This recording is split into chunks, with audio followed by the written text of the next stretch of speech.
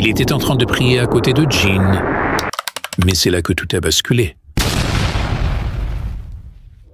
Sous un soleil ardent, et malgré le décès de ses proches, le prophète, paix et salut de Dieu sur lui, quitta la Mecque et se dirigea vers la ville de Taïf avec pour mission d'appeler ses habitants à l'islam.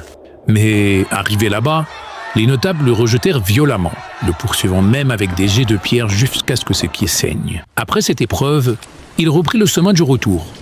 Mais la situation à la Mecque restait dangereuse. Les Quraysh voulaient encore le faire taire.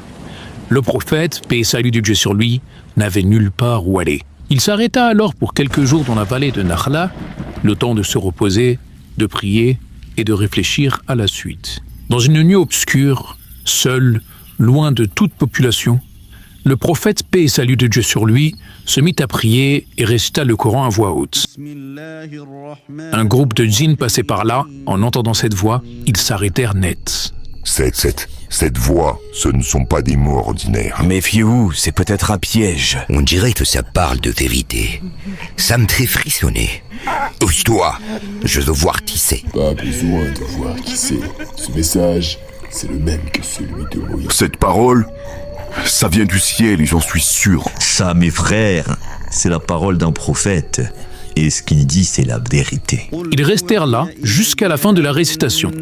Pas un souffle, juste le silence et la parole divine. Puis le meneur prit la parole. Écoutez-moi bien. Ce message est réel. Il dicte vers la droiture et on y croit. Donc à partir d'aujourd'hui, on n'associera rien à notre Seigneur. Ils repartirent en vitesse prévenir leur peuple. J'ai trouvé ce que je cherchais depuis des années. Il faut que tout le monde entende ça. Préviens les anciens, qu'ils sachent qu'un prophète marche parmi les hommes. Et cette nuit-là, un monde invisible s'est ouvert à la lumière du Coran. Un groupe de djinns a entendu et des centaines d'autres ont suivi.